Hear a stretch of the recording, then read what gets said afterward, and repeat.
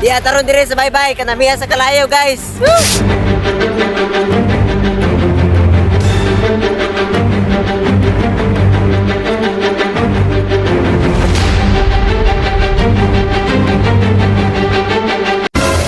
For today's video nga pala guys, nanguha kami dito ng papaya. Dahil sa medyo hapon na kaya nagmamadali kaming kumuha. Kung sa makikita mo guys, yung bunga ay hindi pa masyadong malaki. Pero kinuha na agad namin kasi dadalhin pa namin ito sa dagat. Birthday kasi ng kaibigan namin kaya nagdali-dali agad kaming kumuha ng papaya. At ito nga guys, nagtipon-tipon agad yung aming mga tropa para sumama. Pagkatapos nga naming lahat magplano ay lumakad na kami kasi medyo malayo-layo pa yung dagat dito. At medyo hapon na rin, baka magabihan kami. Nag-stop pala muna kami dito kasi bibili kami ng aming mga kakailanganin para sa aming maliit na lulutuin. Ang birthday boy pala ngayon yung aming pinahakot ng tubig kasi wala sa kanyang umiibig. Hindi tulad ng ex mo. Sinabi niya na mahal ka niya pero pinagpalit ka lang pala sa iba. Nagnakaw na pala ng malunggay yung isa naming kasama guys para aming ilagay sa aming lulutuin. Bumili na lang pala kami ng mga snack at aming mga kakailanganin sa aming pag-overnight. Hindi kasi namin in-expect na marami palang sasama sa amin na aming mga tropa. At ayun na nga guys, dahil birthday ng aming kasama kaya amin ang sinuportahan yung kanyang birthday para siya ay maging masaya. Kung sa makikita mo ay napakarami namin at sobrang saya talaga kapag mayroon kang maraming tropa. At aming mga dala pala guys ay yung manok at saka yung tanglad. Akalain nyo guys, hinuli niya pa yung manok niya para lang mayroon siyang lulutuin sa kanyang birthday. Matagal na kasi namin itong plinanuhan pero matagal ding natuloy. Gawa nga ng sobrang busy sa school tapos marami pang homework at hanggang sa dumating na ngayong araw na birthday na ng aming tropa. Nakarating na nga kami sa dagat kung saan mag-overnight kami at naghanda agad kami ng aming mga kakailanganin sa pagluto. Pero bago ang lahat, inuna muna namin yung tent tsaka na yung mga lulutuin. At nagtulong-tulong agad kami manguha ng mga panggatong para simulan na namin magpaapoy. Dito ko na-realize guys na kahit walang pera, basta may tropa, tuloy ang galaan kahit saan mapunta. Nanguha pala kami dito ng bato para aming gagawing kalan. Ang mga bato pa lang ito ay sobrang bigat pero kinaya ito ng aming kasama. Dahil sila daw ay gutom na gutom na. Hindi mo to matitikman.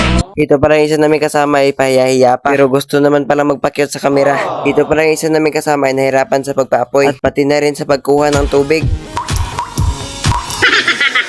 At dito na nga pala kami guys nahirapan sa pagkuha ng tubig kasi sobrang liit talaga ng patak ng tubig. Hanggang sa hinimulbulan na namin yung manok guys. Iwan ko ba kung anong Tagalog ng himulbul. At ito na, nangitim-ngitim na yung kanyang mga balat. At dumiretso na agad kami sa tubig at doon namin nilinisan. Gawa nga na nagtitipid kami sa tubig. Kaya sa tubig arat na lang namin nilinisan. Buti nga meron kaming kasama ditong manok ihaw ng manok or magaling sa pag-ihaw at sa pagluto. Chinap-chap niya para dito yung aming mga pamintang dinuduro. Gagawin nga para namin dito sa manok ay aming sasabawan para marami ditong makatikim. Or tinatawag na tinula. Tumulong na nga pala yung aming ibang kasama sa pagkuha ng malunggay para maisama na namin sa aming lulutuin. Magsisimula na pala kami sa aming pagluluto tapos yung iba naman naming kasama ay nagbabalat ng kapayas. Pagkatapos nga nagpainit ang mantika ay nilagyan agad ito ng karne. Buti nga guys, meron kami dito ang kasama na magaling magluto. Sobrang galing talaga magluto. At yung birthday boy naman ay gumawa naman dito ng apoy sa kabila. At ayun nga guys, ay medyo nagbukal-bukal na itong aming niluto at mabango-bango na. At habang nabibideo ako dito, sobrang saya ng mga kwentuhan ng aming mga tropa. Masaya naman talaga kasi kahit na walang pira basta kasama ang buong tropa. Solved na solved ang problema. Hindi mo na talaga kailangan magdala ng ilaw dito kasi sobrang liwanag talaga dito sa dalampasigan. At ito na guys, ay nabalatan na namin yung aming mga papaya. At pwede na namin itong ilagay sa kaldero. I-try nyo nga ito guys, sobrang sarap talaga guys at sobrang bango talaga ng aming ulam. At ayan, todo effort talaga kami para meron kaming makain. At pagkaluto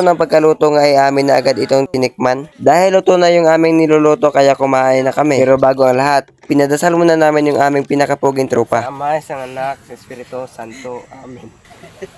Lord, salamat sa biyaya na nabot sa amon subong. Kag protektahan mo kami sa mga sa bye-bye Lord.